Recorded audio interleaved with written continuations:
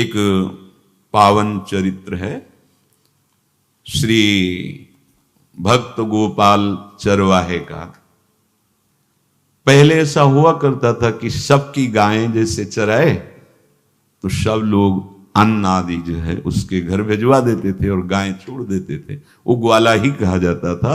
सैकड़ों लोगों की गाय चराता था और उसके घर में अन्न आदि जो आवश्यक सामग्री है भिजवा दी जाती थी।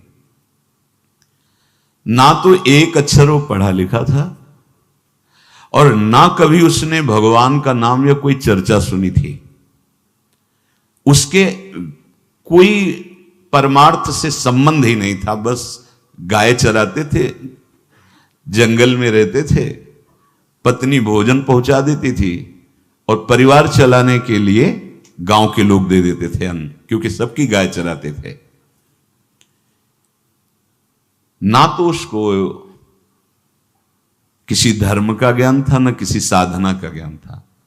एक दिन देखा जंगल से एक मंडली जा रही संतों के। ओ श्री राम जय राम जय जय राम, श्री राम जय राम, ऐसे कीर्तन। संत जन पहले मंडली बना के चलते थे तो नाम कीर्तन पद कीर्तन ऐसे। उसको बड़ा आनंद आया। उसको लगा कि इतने झूम झूम कर संत जन गा रहे हैं, किसी से बात नहीं की, पकड़ लिया। अब पूरा तो नहीं, बस उतना राम राम राम राम ऐसे करने लगा। देखो कई बार कहा है यदि आप बिना गुरु मंत्र के भी नाम जप करेंगे तो नाम जप आपको गुरु तक पहुंचा देगा, क्योंकि गुरु प्रदत्त नाम भगवत साक्षात्कार कराता है। 50 वर्ष की अवस्था लगभग हो गई थी।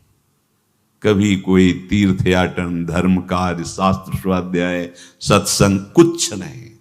देखो कृपा, विश्वास।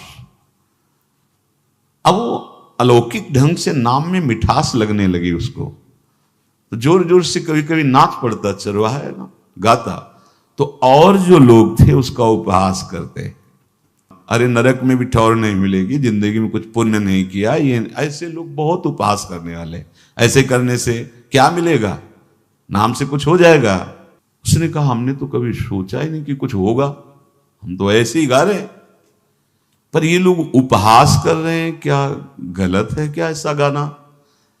जब तक दृढ़ ज्ञान नहीं होता तब तक माया फिसला सकती है। उसने कहा कि हम किसी लाभ के लिए, बैकुंठ जाने के लिए या कोई लाभ के लिए नहीं जपते, हमें तो अच्छा लगा, वो गा रहे थे संत जन तो हम गाने लगे। क्या सही में आप लोग समझते हैं कि ये गलत है? उनका तुम मूर्ख हो, तुम्हारी क्या समझ में आए? और उपहास करते उसका।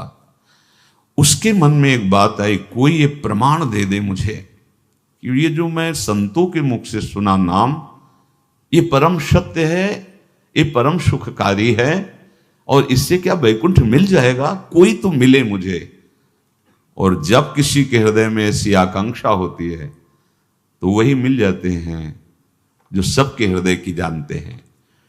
एक दिन उसने देखा जब लोग दिल्ली की हंसी मजाक कर रहे थे, उसी समय एक लंगोटी पहने हुए, हाथ में कमंडल और दंड धारण किए हुए कोई वीतराग परमहंस दौड़ा, चरणों में गिर गया। महाराज महाराज, बस एक बात आप बता दीजिए, जो हम राम राम कह रहे हैं, ये लोग उपहास करते हैं, क्या इससे हमारा कल्याण हो जाएगा, वैकुंठ मिल जाएगा? तो उन्होंने कहा बेटा ये बहुत मंगल में भगवान का नाम है, पर हमें लगता है कि तुम्हें गुरुदेव की आवश्यकता है। यदि तुम गुरु कृपा पात्र बन जाओ तो इन उपहास करने वालों की बातें तुम्हारे मन में नहीं लगेंगी और निश्चित तुम्हें भगवत साक्षात्कार हो जाएगा। तो पैर पकड़ लिया और कहा महाराज आप ही गुरु बन जाओ ना हमारे, आप ही हमें मंत्र दे दो। तो उन्होंने कहा हम तो तीर्थ यात्रा में हैं, ऐसा हम नहीं कर सकते, पर यदि तुम भगवान से प्रार्थना करोगे तो तुम्हारे कल्याण के लिए सदगुरु प्राप्त हो जाएगा। इसलिए जैसे कोई पूछते किसको सदगुरु बनाऊं, तुम कहते किसी को नहीं, पहले भगवान को मानो, श्री हरि को, जगत गुरु श्री कृष्ण को, फिर उनसे प्रार्थना करो कि यदि आप आवश्यक समझते हो कि सदगुरु के रूप में आप आकर के हमारा कल्याण करेंगे तो मुझे पहुंचा दो, या आप स्वयं आ जाओ। मैं नहीं खोज कर पाऊंगा, मेरी वो दृष्टि नहीं है कि मैं किसी महापुरुष को पहचान सकूं। मैं तुमसे सत्य कहता हूं, सदगुरु की जो शरण में हो गया तो उसके जीवन नौका की डांट सदगुरु अपने हाथ में ले लेते हैं। फिर उसको कोई भय, कोई उपहास, कोई लज्जा नहीं सताती। वो सुख पूर्वक इस दुखद अपार संसार समुद्र से पार हो जाता है। पर बेटा, तेरे ऊपर भगवान की बड़ी कृपा है, क्योंकि तू संतों को मानता है। तू मेरी बात पर विश्वास कर ले, अंदर से तू एकांत में रो, तुझे सदगुरु मिल जाएंगे। अब ऐसा कहकर वो अपने राह में चले तीर्थ यात्रा के लिए। अब वो खोजता, एकांत में बैठकर देखता। कभी कभी वो पेड़ पे चढ़ जाता कि कोई संत तो नहीं आ रहे हैं। अब उसके लिए वहां भोजन पहुंच जाता, पाता, गाय देखता और बस खोज करता कि सदगुरु आ जाए, सदगुरु आ जाए। बहुत समय व्यतीत हुआ, पर उसका विश्वास नहीं टूटा कि संत ने कहा था कि तुम भावना करो कि सदगुरु आ जाएंगे। भगवान सदगुरु बन करके आ गए। वही है सदगुरु। देखा सामने से बड़े तेजस्वी महात्मा बड़े तीव्र गति से आ रहे हैं। वो दौड़ा, गुरुदेव गुरुदेव, चरणों में लौट गया। चरणों में जे ही गिरा तो एक बिजली सी दौड़ी उसके हृदय में। अब बात बन गई, गुरु मिल गए। वो खड़े हो गए। देखते ही सात्विक भाव उत्पन्न हो रहा है, आंसू निकलने लगे। देखते ही मन में आया कि जो संत कह रहे थे सदगुरु मिल जाएंगे, यही हमारे सदगुरु हैं। हृदय में उत्साह, आतुर आवाज, प्रभु मुझे भवसागर से पार करने वाला गुरु मंत्र दे दो। ऐसे थोड़ी दीक्षा दी जाती कि गली चलते दी जाए। दूंगा, जा पहले स्नान करके आ, फिर एकांत स्थान में बैठेंगे, फिर तेरे को उपदेश देंगे। बोला महाराज, मैं जंगली आदमी हूं, गाय चराता हूं, हमारा घर बार से कोई आना जाना नहीं, यही भोजन आ जाता है। संत ने कहा अच्छा स्नान करो। स्नान करके आए। एक पेड़ के नीचे, भाई मैं तुझे कुछ नियम दूंगा, कुछ शर्त। तो महाराज गंवार आदमी है, ना हम आपका कोई नियम पालन कर पाएंगे, ना कोई व्रत पालन कर पाएंगे, ना कोई साधना कर पाएंगे। आप देख लो हमारी हालत। 50 साल का हूं, पढ़ा लिखा बिल्कुल नहीं, कोई धर्म कर्म नहीं जानता, गाय चराता हूं। मुझसे बहुत बातें नहीं सदेंगी। अगर एक कोई बात बता दो तो प्रण करता हूं जिंदगी में प्राण त्याग सकता हूं, पर एक बात, कोई एक नियम कोई दे दो। हमें बहुत नियम तो नहीं समझ में आएंगे, एक कोई बात बता दो कि ऐसा कर लेना और मंत्र जपना, तो हम प्राण त्याग सकते, पर आपकी आज्ञा उल्लंघन। पर बहुत हम बातें नहीं मान पाएंगे क्योंकि हमारे इतना ज्ञान नहीं है। गोपाल के वचन सुन करके बहुत प्रसन्न हुए संत भगवान। एक नियम तुझे देता हूं, हमारे आराध्य देव श्री कृष्ण हैं, गोविंद हैं। आज से तुम्हारे आराध्य देव गोविंद हुए, हां श्री कृष्ण हुए। बिना उनको पवाए तुम्हें पाना नहीं है, बस यही तुम्हारे लिए नियम है। तुम्हारे पास जो आवे, सूखी रोटी, दूध, छाछ, जो भी, बिना उनको पवाए पाना नहीं है। सीधा सरल आदमी। गुरुदेव प्राण चाहे चले जाएं, बिना उनको पवाए आज के बाद कभी जिह्वा पे कुछ नहीं जाएगा। ऐसा गुरुजन आदेश करते हैं वैष्णव मार्ग के पथिकों को कि जल भी बिना अर्पित किए मत पियो। अगर आप बिना अर्पित किए पीते हैं तो आपकी बुद्धि में इष्ट देव के प्रति ममत्व तो नहीं आ पाएगा, नहीं आ पाएगा। अब तो गोपाल नाच पड़ा कि गुरु मिल गए, गुरु मंत्र मिल गए और इष्ट का पहचान मिल गई। उसी समय घर से भोजन आया, वही कभी चटनी रोटी, ऐसे ही बैठा एकांत वृक्ष के नीचे। आओ गोविंद, भोग पाओ। अब गोपाल विचार में लगा कि आ तो रहे हैं ही नहीं, और गुरुजी ने कहा बिना पवाए पाना नहीं। पूरा दिन व्यतीत हो गया। गुरुजी कह रहे थे घट घट में विराजमान भगवान है तो कहीं से भी प्रकट हो सकते हैं, तो अंदर मंत्र जपता हो, कहता आओ भगवान, पाओ आके, नहीं आए। महाराज हमारे गुरुदेव ने आपका ध्यान जो बताया था वैसे ही आओ, आप पाओ आकर के। रात्रि हो गई, देखा पर वो नहीं आए, तो भोजन उठाया, गाय को पवा दिया। तो बहुत सी गायें थी, भूखा रह गया।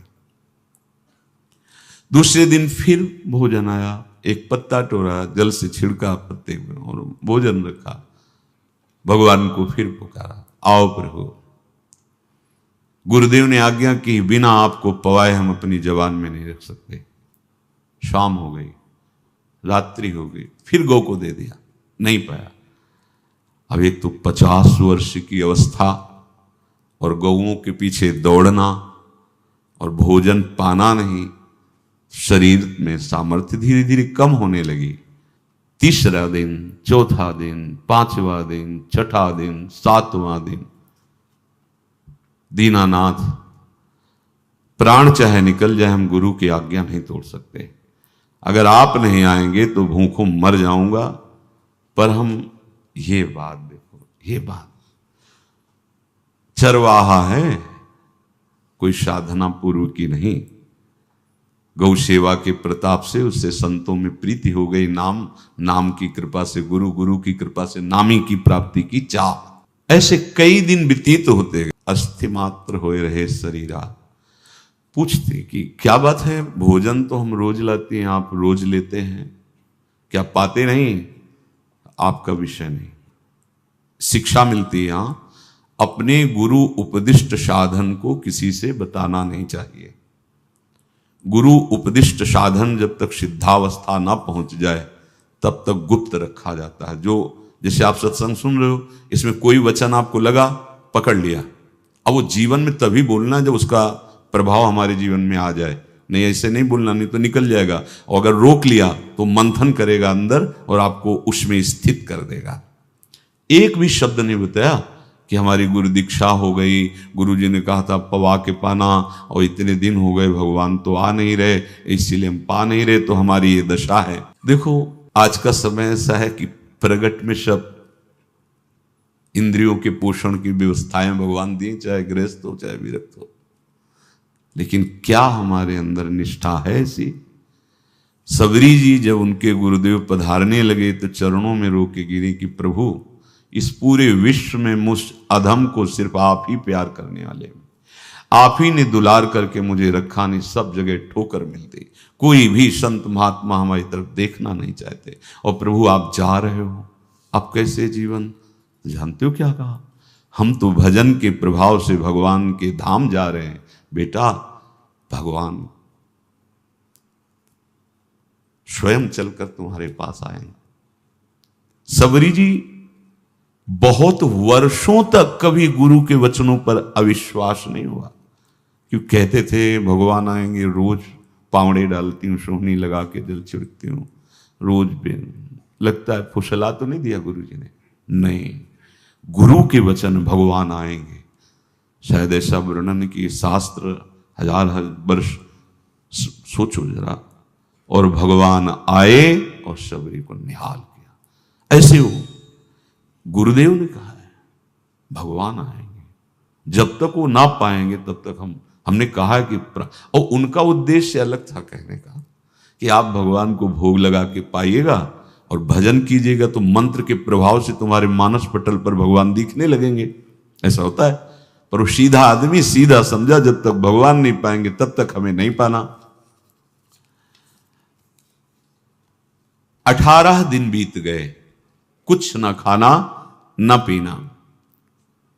गोविंद भी देखते हैं, बाल भक्त ओम प्रकाश जी महाराज यही अपने चामुंडा के पास से उधर, बहुत नामनिष्ठ महात्मा, बाल भक्तों में बहुत ही मानो प्रहलाद जी ही हैं। जैसे प्रहलाद जी नामनिष्ठ भगवान निष्ठ, घट घट में भगवान को देखने वाले, ऐसे श्री ओम प्रकाश जी बाल भक्त।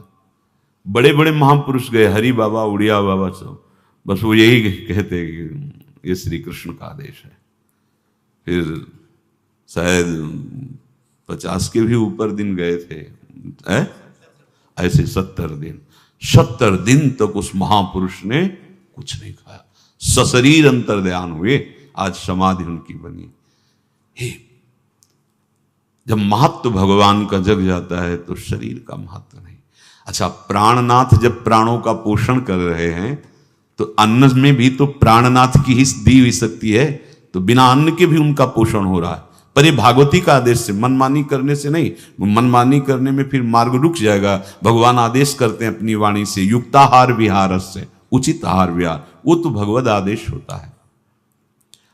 18 दिन बीत गए, 19वें दिन जब भोजन आया तो पेट की आंतें सब सिकुड़ गई थी। वैसे ही 50 वर्ष के थे, आंखें धस गई थी, उठने की ताकत नहीं। पत्नी ने फिर कहा कि आप कुछ तो बताइए कि क्या आपको कोई रोग हो रहा है? आप भोजन नहीं पा रहे, मैं रुक जाऊं यही आपकी सेवा के लिए, या आप घर चलिए? कोई उत्तर नहीं। आप जाइए, हम ठीक हैं, ऐसा। फिर धीरे से पत्ता लाए, छिड़का भगवान, आओ पाओ आकर के।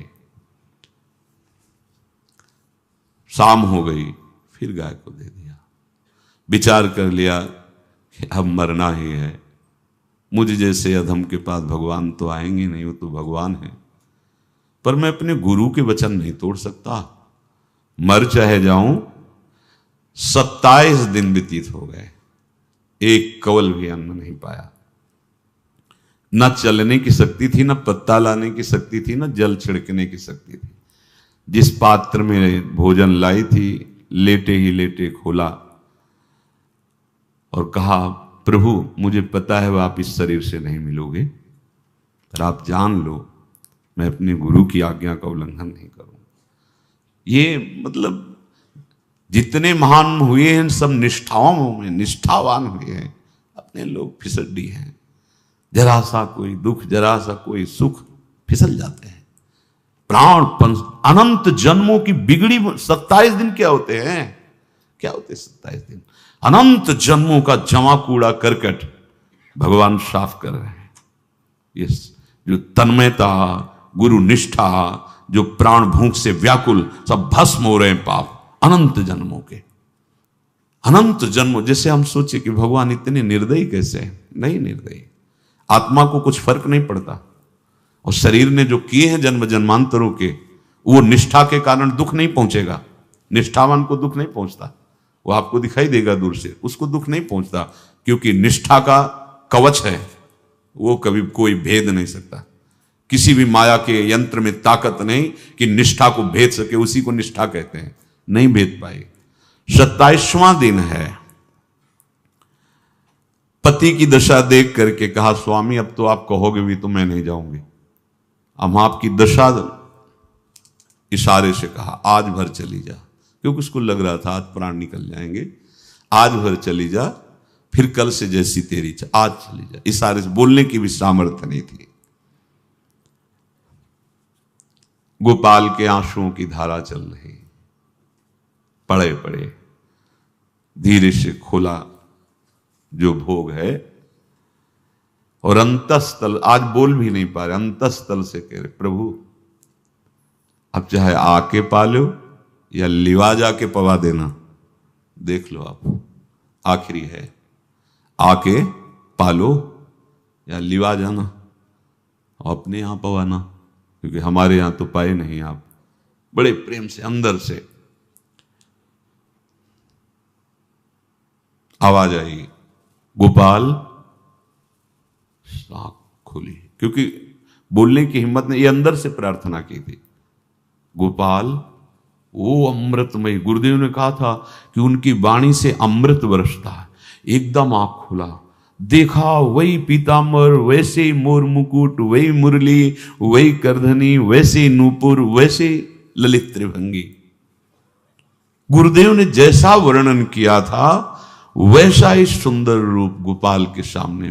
प्रभु मुखमंडल की मनोहरता देखकर निहाल हो गए। ए निहाल कर देंगे, थोड़ी पीड़ा सहना सीखो। सहत सहत बाढ़े भगति, ग्रह तन गुरु हितगार, ग्रह तन गुरु हितगार, हार अपनी करिमा। सेवक जी कह रहे हैं, देखो गृह तन गुरु हित गार हार अपनी कर्म, तन मन प्राण गुरु वचनों पर न्यौछावर, जो भी सहना पड़े सहूंगा। मिल गए प्रभु, प्रभु दूर नहीं है। प्रिया प्रीतम बहुत कृपालु हैं। मानो करोड़ करोड़ काम की सौंदर्यता को हे करते हुए प्रभु के लावण्य का प्रकाश हो रहा है। मनहारिणी मुरली, जैसे कहा था अधरों में वैसे अधरों में विराजमान। अच्छा, खास बात ये, ना कोई गाय देख पा रहे, नहीं कोई और चरवाहा देख पा रहा है। ये भगवान, जैसे इस सभा में किसी से बात करें भगवान, किसी से मिले तो पास बैठा व्यक्ति भी नहीं देख पाएगा, ना जान पाएगा, क्योंकि प्राकृतिक इंद्रियां, प्राकृतिक शरीर, और वो चिदानंद में, वो तो जिसको दर्शन देंगे तो पहले दृष्टि प्रदान करते हैं। भगवान जिससे मिलते हैं पहले दृष्टि प्रदान करते हैं, तो गुरु रूप से दृष्टि प्रदान। ये जो अंतर में पुकारा ना, वो अंतर दृष्टि खुल गई, सामने देखा। इतना सुंदर विश्व मोहिनी भगवान श्री हरि का ललित त्रिभंगी रूप कि गोपाल की आंखें नहीं टिकी। इतना सुंदर रूप, आंखें भगवान के तेज के आगे बंद हो गई। जो भी बंद हुई तो देखा मानस पटल पर वैसे ही ललित त्रिभंगी। फिर खोला, देखा सामने भगवान मुस्कुराए, सामर्थ्य प्रदान की। देखो अर्जुन के साथ ही तो खेलते हैं भगवान सखा भाव से, रथाक रहे हैं, लेकिन भगवान का विराट स्वरूप देखने की सामर्थ्य अर्जुन में थी क्या? दिव्य दृष्टि प्रदान की। फिर भी कांप रहे थे अर्जुन जी भगवान की दिव्य दृष्टि संपन्न नेत्रों से उस विराट महिमा को देखकर कांप रहे थे अर्जुन। ये तो माधुर्य रूप प्रभु का है। उसने मानो इशारा किया प्रभु को कि हमारी सामर्थ्य में मैं शकील कर आ जाऊं, नजदीक आप आ जाओ। आ गए, अपना माथा प्रभु के चरणों में रखा, आंसुओं से भगवान के चरणों का प्रक्षालन कर रहा है। देखो गांव का गाय चराने वाला ग्वारा, जिसको कोई धर्म कर्म का ज्ञान नहीं, कोई भक्ति का ज्ञान नहीं, कोई शास्त्र का ज्ञान नहीं, भगवान ने फिर उसको उठाया और अपने हृदय से, ज्यों हृदय से लगाया, हष्ट पुष्ट स्वस्थ सब, अंतर बाहर पूर्ण, कोई पीड़ा नहीं, कोई दुख नहीं, बिल्कुल तेजस्वी स्वरूप।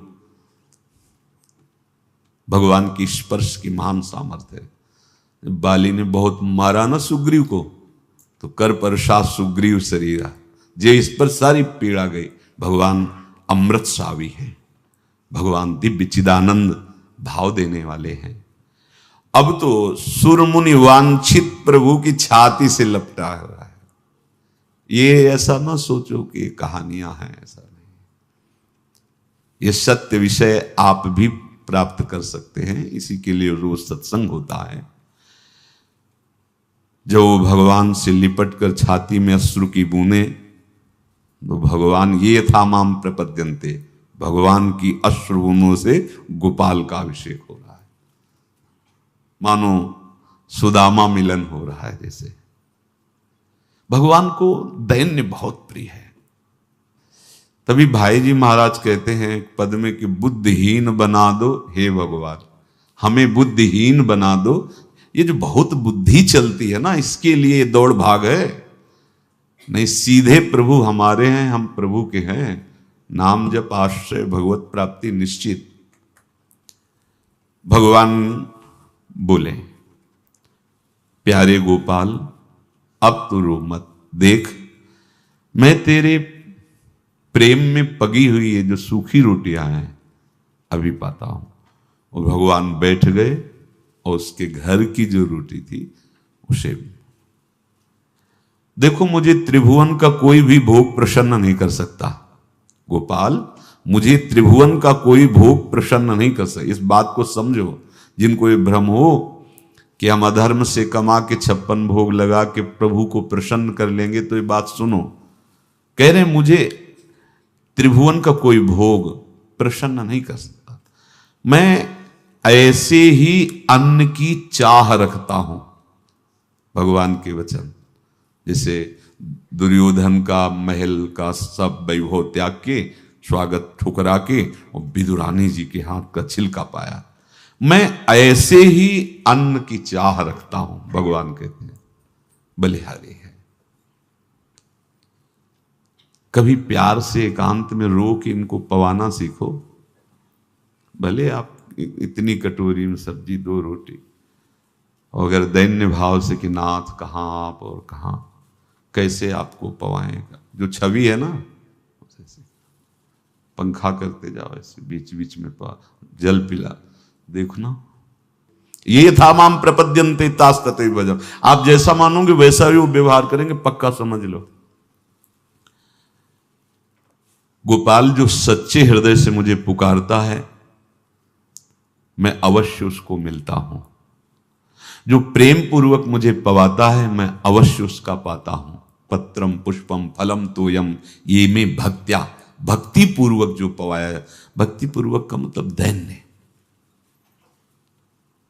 अभक्त में अहंकार होता है, देखो ये किया मैंने, वो भगवान स्वीकार नहीं करते। वो आपका शुभ कर्म बन सकता है, अब वो भी धर्म से कमाई की है तो, पर भगवान की प्रसन्नता का हेतु होगा दैन्य। जहां भी देखो, हमारे स्वामी को जहां भी देखो दैन्य में बिके हुए पाए गए, दैन्य में। और ये दैन्य किसी बाजार में नहीं मिलती, ये दैन्यता बनावटी नहीं होती, ये वस्तुतः हृदय की होती, भगवत प्रदत्त ही होती है। पर जो संत सदगुरुदेव की आज्ञा का अक्षरशः पालन करे तो इस दैन्य का निश्चित प्रादुर्भाव हो जाएगा, अहंकार गलित हो जाएगा। वत्स, मैं किसी भी वस्तु का कभी भूखा नहीं हूं। मानो गोपाल के बहाने से हमको समझा रहे हैं, क्या चाहिए भगवान को, क्या चाहिए? कुछ भी कर लो, माना कि तुम तात्कालिक वर्तमान दुख को मिटा सकते हो, तात्कालिक, लेकिन संपूर्ण दुखों को मिटाने के लिए हरिनाम गरज रहा है, राधा नाम गरज रहा है। आपसे प्रार्थना है, समझो इस बात को। कलयुग केवल नाम आधारा। देखो, सुन के राम राम शुरू किया, मिल गए सिद्ध सदगुरुदेव, दे दिया मंत्र, बता दी निष्ठा, और मिल गए भगवान। और भगवान कह रहे हैं, अब तेरे जीवन में कभी दुख का लेस नहीं रहेगा, तू अब घर जा, अब किसी की गाय चराने की जरूरत नहीं है, कुल परंपरागत तेरे लक्ष्मी बढ़ती रहेगी, तुझे कुछ करने की जरूरत नहीं। देखो, बड़े बड़े सोने के पहाड़ किसी सुनार ने बनाए क्या? प्रभु ने तो बनाया। भगवान हंसते हंसते समझ ही नहीं पाए और अंतर्धान हो गए। अभी गोपाल कुछ अपने मन भर के देख नहीं पाया था, कह नहीं पाया था, भगवान अंतर्धान हो गए। अब तो चिल्ला चिल्ला के रोने लगा और विवश होके आंख मूंदी तो देखा उसके मानस पटल पर छाए। अब तो राजी हो गया कि ये मेरे प्रभु ऐसी जगह विराजमान हो गए, कोई देख नहीं पाएगा, हम रोज बात करेंगे, रोज दर्शन करेंगे। नारायण या गौर श्याम को हृदय निकुंज बसइए। तो इसलिए धैर्य धारण करके, कितना भी कष्ट हो, अब पीछे मत हटो, फिसलो मत। माया अपने पार्षदों को भेजेगी। प्रभु का चिंतन छूटे वो कुछ भी स्वीकार नहीं। प्रभु का चिंतन होते हुए जो हो रहा है उनका सृष्टि का कार्य है, जो जो जिसको सेवा दी हो रहा है। हमारा प्रभु का आश्रय अगर बदला किसी व्यक्ति का आश्रय या किसी अन्य का आश्रय, बहुत घाटा हो जाएगा। अपने इस मन को देखते रहिए कि प्रभु को प्रथम नंबर में रखता है या द्वितीय नंबर में। हमें तो लगता है हो सकता है चौथे पांचवें नंबर पे रखता हो।